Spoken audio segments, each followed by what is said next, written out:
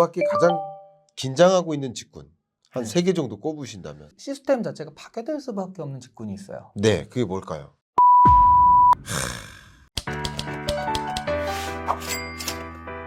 그다음 이제 생활 전반으로 좀 가고 싶어요. 네네. 우리 생활 전반으로도 이 챗GPT가 도입되는 과정에서 단순히 검색만이 아니라는 네. 거죠. 어떤 변화가 있을 것인가, 여러분 그런 부분들 궁금해하실 것 같아요.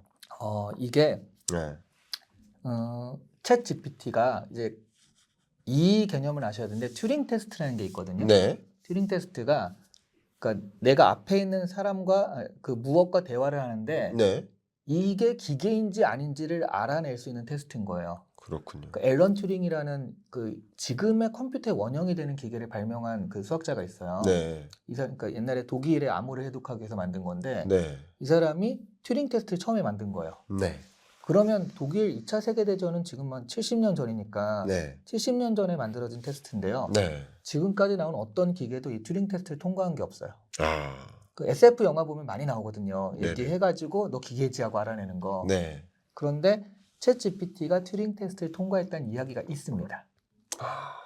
처음으로. 근데 왜 이게 이야기냐라고 하면 오픈 AI 여기 이제 그 회사가 공식적으로 인정하진 않았어요.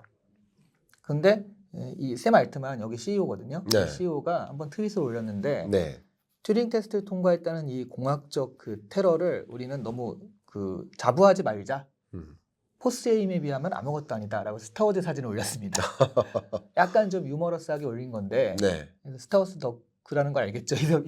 네, 네. 근데 이거를 왜 공식적으로 인정하지 않냐면 네. 이 샘 알트만 같은 경우가 굉장히 좀 똑똑한 사람인 것 같아요. 네. 그 불쾌한 골짜기라는 거 있죠. 네. 로봇이 너무 사람 같으면 너무 싫어하면서 확 떨어지잖아요. 네. 그래서 이 튜링 테스트까지 통과했다는 얘기가 공식적으로 되는 것을 좀 싫어합니다. 아. 이것에 대한 그 어떤 이러다가 하면서 이 당장 터미네이터가 튀어나오는 거 아니야? 거부 반응. 네, 이런 거부 반응 때문에 네. 그래서 오픈 AI 같은 경우에는 지 성취가 엄청나잖아요. 전 2, 3개월간에. 네. 그런데도 크게 오픈 AI가 나와서 자랑하는 거 별로 못 보셨죠. 그렇네요. 구글은 이런 나와서 뭐 해야 됩니다 하고 네. 있는데 예. 오픈 AI가 나와서 하는 건 못 봤어요. 그러네요. 그게 자제령이 내려 있대요. 어디 어디 가서 잘난 척하지 말아라. 오히려. 네, 괜히 그랬다가 또 역반응 나온다. 진짜 멋있는데요. 그러니까요. 네. 근데 달리 얘기하면 우리가 얘기하지 않아도 사람들이 얘기하고 다니니까 그런 어떤 그런 전략도 세울 수 있는 것 같아요. 찐 고수 같다는 그렇죠. 생각도 네. 좀 들고 대단하다 이런 근데 생각이 듭니다. 이 튜링 테스트를 통과했다는 게 중요한 게 뭐냐면 음. 그럼 내가 얘기하는 걸 이 기계가 알아듣는다는 얘기거든요. 네. 그래서 얘가 이제 API라는 개념이 있는데 예. 프로그램과 프로그램을 연결하는 거예요. 그렇죠. 그러면 가령 챗GPT를 내가 엿다 넣어놓게 됩니다. 엿다 네. 넣어놔요. 예. 그럼 내가 당연히 이거 말로 할 수도 있을 거 아니에요. 네. 말로 이제 얘기를 하는 거예요. 예. 야, 지금 조명이 그런데 조명 좀 낮춰줘? 그러면 얘가 연결된 게 얘를 낮춰주게 돼요. 예. 그리고 우리 집과 연결되면 야, 좀 추운데 집에 들어 10분 있다 들어갔는데 그때 좀 몰랑몰랑한 기분 들 수 있는 그런 온도로 맞춰줘? 몰랑몰랑한 게 뭔지 아는 거예요, 얘가. 어쩌면 나만의 언어도. 네. 그죠? 네. 예. 그러니까 이거를 기계는 모르잖아요. 그렇죠. 23도로 맞춰줘 라고 해야 되는데 몰랑몰랑한 이래버리면 습도나 이런 걸 생각해서 얘가 요 정도. 그 전에 해보니까 또 내가 야 이게 뭐야 라고 불만을 표했던 그런 온도도 있거든요. 네네. 그걸 다 기억해가지고 이 사람이 좋아하는 온도 이렇게 맞춰줄 수 있고 네. 또 우리 또 약간 나이 드신 분들은 네. 아마 그거 기억하실 거예요. 예. 키트 빨리 와줘 하면 예. 키트가 와가지고 딱 앞에 서는 이런 그 자동차 네. 그런 것도 이제 여기다 저 가능한 모르는 거죠. 척 하고 있습니다. 참. 예. 그러니까 API로 연결됐을 때 네. 얘가 말하자면 모든 것과 연결이 되는 IoT 시대라면 얘가 그 언어를 나의 언어를 번역해서 기계한테 맞게 명령을 해주는 거거든요. 그렇네요. 예. 예. 그러면 사실은 나는 모든 것을 얘한테 얘기할 수 있어요. 그렇겠네요. 제가 이제 책에서 이거를 이름 지은 게 연결형 플랫폼. 네. 네. 기존의 플랫폼이라는 건 이 스퀘어 안에 들어와서 니네들 이 안에 있어라지만 이거는 얘랑 연결이 되면 되거든요. 네. 연결이 되면 뭐든지 할 수 있는 거죠. 연결될 수 있다면. 네. 지금도 이미 엿다가 명령을 내려서 홈페이지를 제작하는 것도 가능해요. 어. 홈페이지 할 때 내가 그 툴을 가지고 이렇게 하는 게 아니라 지금은 언어는 아니니까 이렇게 네. 써가지고요. 네. 야 이걸 파란색으로 바꿔줘. 네. 오른쪽에 시계를 왼쪽으로 올려 하면은 그게 알아서 이렇게 바꿔지는 그게 이미 가능합니다. 네. 이런 식으로요. 네.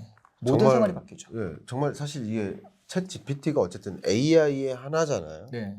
그러면 이런 AI 인공지능이 도입되면 도입될수록 정말 사람이 하는 일이 많이 대체될 것이다라는 것을 많이들 옛날부터 고민을 했었거든요. 네. 그게 제 생각에는 4차 산업혁명이라는 단어가 던져졌을 때 2010년대 네, 네. 중반쯤에 그때부터 이제 많이 그런 것에 대해서 고민을 해왔던 것 같은데요. 그리고 꿈꿨던 사람이 스티브 잡스죠. 그렇죠. 실이라는 걸 만들었을 때 아마 이런 걸 꿈꿨을 거예요. 음. 근데 그게 그때 당시에 그런 기술이 안 됐던 거죠. 네.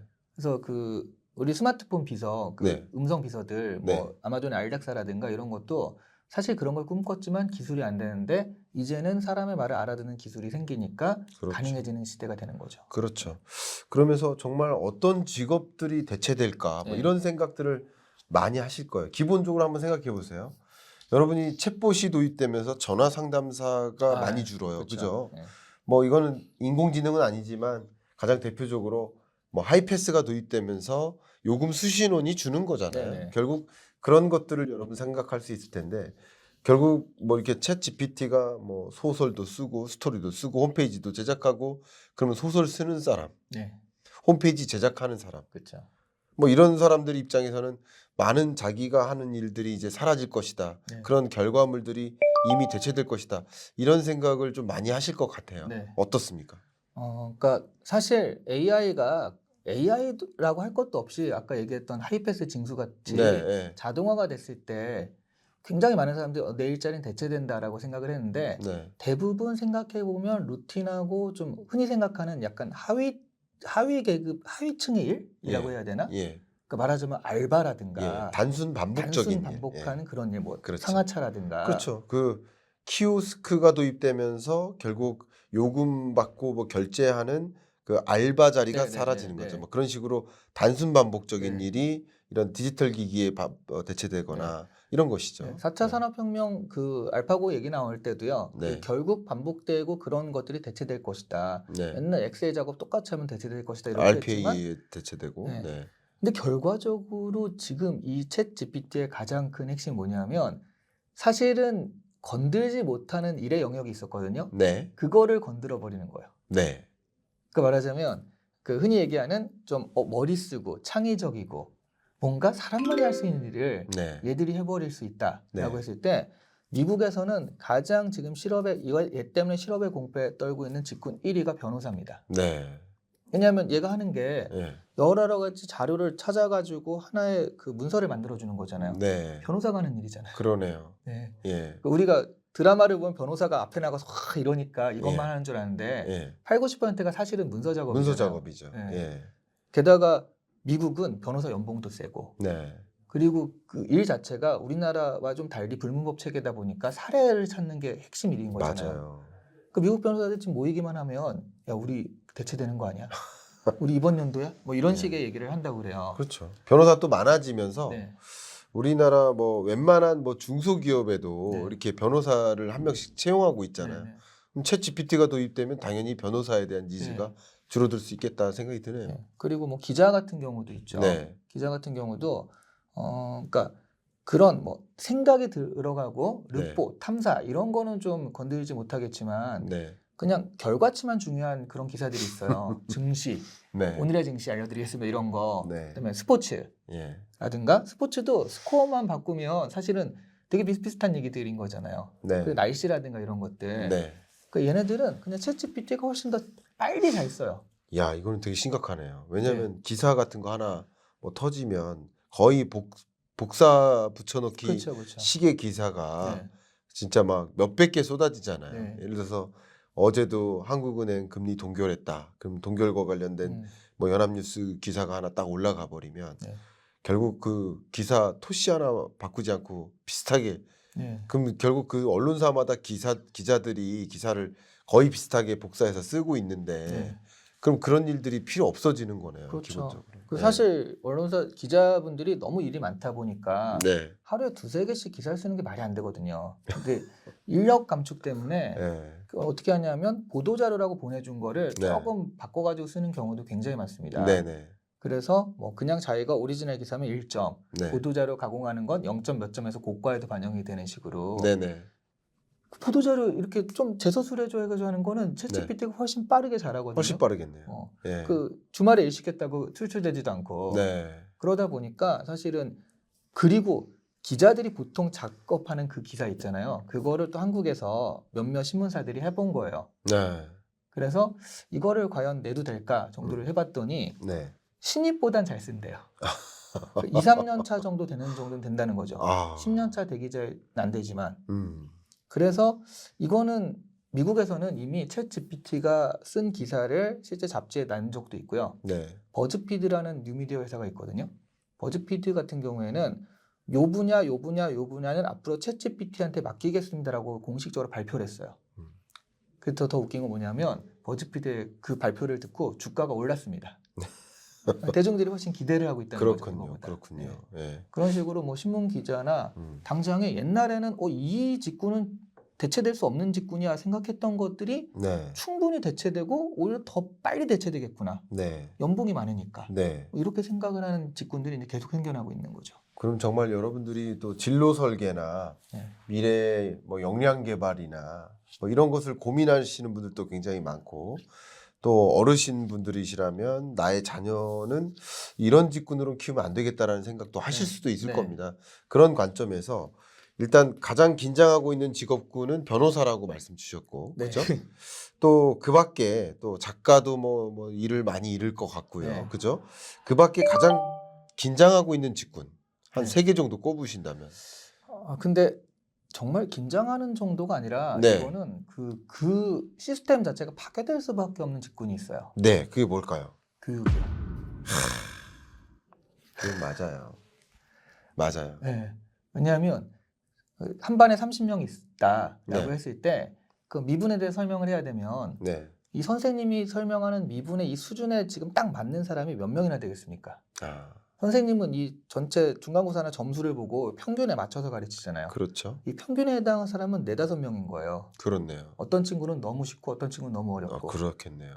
챗GPT는요. 미분에 대해서 설명해줘. 초등학교 5학년한테 이해될 수준으로 하면 바로 그렇게 설명을 해주고요. 네. 뭐 고3 정도 되는 수준 설명해줘 하면 또 그렇게 설명을 해줘요. 네. 예를 들어줘. 그러면 거기에 맞춰서. 아, 이거야말로 정말 퍼스널라이즈 완전하게 자기한테 맞춤화된 맞춤화된 교육이거든요. 거죠. 완전히. 게다가 이거를 음.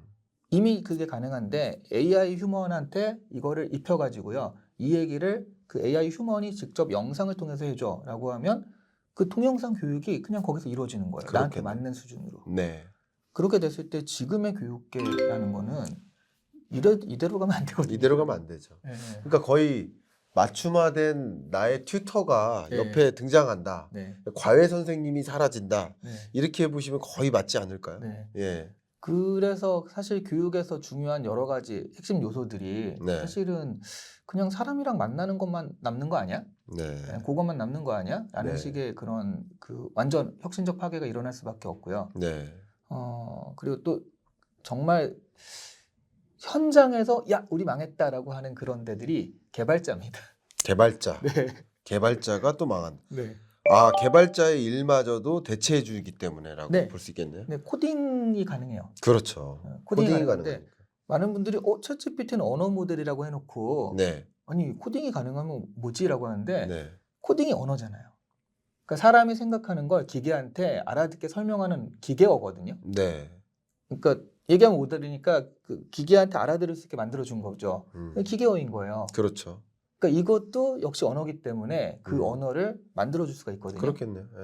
네. 더 중요한 건 이거예요. 네. 그러니까 어차피 그러면 기계가 알아들을 수 있도록 얘가 만들어주는 건데 네. 그게 기계한테 직접 얘가 얘기할 수 있다면 굳이 코딩을 할 이유가 뭐가 있지? 아. 그렇죠. 이거 합단계 더 가는 건 사람이 이걸 알아먹고 고치고 하려고 필요한 거잖아요. 네. 근데 그게 아니라 직접적으로. 예. 그 가령 우리가 아이언맨을 봤을 때 뭐 이렇게 했을 때 눈앞에 뭐가 확 뛰어다니고 네. 야, 저 빌딩을 이렇게 옮겼을 때 시뮬레이션 해봐. 이런 것들이 일종의 개발의 영역이거든요. 그렇죠. 그거를 순간적으로 팍팍 해가지고 하는 거잖아요. 네. 이거를 굳이 코딩 언어로 바꾸고 다시 할 이유가 없죠. 바로 직접 해버리면 되니까. 참 지금 23년 현재도 참 많은 기업에서 개발자를 그렇게 찾고 있고 네. 채용하고 있고 또 가장 높은 연봉대 아닙니까? 신입사원 중에. 그렇죠. 그래서 개발자가 되기 위해 준비하시는 분도 많은데 네. 그럼 개발자도 그러면은 사양 직업군이다라고 한다면 네. 도대체 뭘 생각해야 될지 좀 고민도 되겠네요. 네. 예. 사실은 모든 직업군, 뭐 창의적인 거 그런 것도 지금 당장의 미술, 음악 뭐 이런 것도 네. 창의적인 거 괜찮다고 하더니 이게 뭐야 뭐 이렇게 돼버리는 그런 상황이거든요. 창의적의 영역마저도 네, 그러니까 네. 단순 반복적인 영역은 당장 대체되고 네. 창의적이고 기획적인 요소들은 아무래도 인간의 일을 온전히 대신할 수 없다라고 생각했는데 네. 그런 일마저도 네. 뭐 변호사 같은 전문적인 영역마저도 네. 그렇게 대체될 것으로 이제 보고 있으니까 네, 네. 정말 무지막지한 변화가 있을 것 같다는 생각이 드네요. 네, 맞습니다. 네, 저는 이제 어떤 생각도 했냐면 우리 경제 읽어주는 남자 이 채널이 어쨌든 경제 정보를 최대한 좀 쉽게 명확하게 객관적으로 전달 받으셨으면 좋겠다는 네. 그런 어떤 의지를 가지고 있는데 네. 근데 이거마저도 저는 하나의 영상을 녹화할 뿐이고 근데 여러분들은 그 경제의 언어에 대한 그 숙지된 정도가 다 다양하시니까 그렇죠, 이거 그렇죠. 10,000명이 만약에 보신다 혹은 20,000분이 보신다 한다면 그분들이 숙지된 언어 수준이 다 다르니까 네. 이게 어느 레벨에 맞춰야 될지 저도 그 고민 많이 하거든요. 같은 얘기를 또 똑같이 또 설명해서 네. 이해시켜도 경제 성장률은 뭡니다 하면서 경제 성장률을 얘기할 수가 없잖아요. 네. 경제 성장률을 이미 얘기했으면 또 그 이후에는 이미 들으셨다라고 전제하고 하잖아요. 그러니까 이런 것들이 모르면 찾아보면 되는데 찾아보질 않으시잖아요. 그러니까 참 어려울 수 있는데 맞춤화돼서 여러분의 그 수준에 따라서 정확하게 설명해드리기가 쉽지 않을 수가 있어요. 네, 네. 경제 성장률이 뭔지 정확히 개념하신 분께 설명할 것과 음. 그걸 완벽하게 이해하시는 분한테 설명하는 것은 수준이 완전히 또 완전 다르잖아요. 다르죠. 그래서 같은 그 PPT도 네. 제가 한국은행에서 강의할 때는 당연히 서로 다 아니까 네. 예를 들어 2시간 분량을 30분 안에 전달이 가능해요. 네. 근데 전혀 모르는 예를 들어서 고등학생이라든가 뭐 이런 분들한테 이제 뭐 강연을 하게 된다면 기초적인 개념을 다 설명해 줘야 이걸 납득시킬 수 있단 말이죠. 결국 레벨에 따라서 다르니까 굉장히 어렵다라고 느낀데. 더 웃긴 건 예. 대중들이 네. 그러면 그 자기 수준에 맞는 영상을 찾아보면 되잖아요. 네. 김 실장님 같은 경우는 워낙에 많으니까 예. 찾아보면 되는데 예. 가령 고등학교 학생들을 대상으로 설명한 걸 가지고서 또 아시는 분이 보고 이 사람 깊이가 없네 이런단 말이죠. 그럴 수도 있죠. 네. 그럴 또 수도 있죠. 되게 어렵게 일부러 설명한 거 가지고서 이 네. 사람은 뭐 이렇게 어렵게만 얘기해? 뭐 이럴 아. 수도 있다는 거죠. 그렇네요. 네.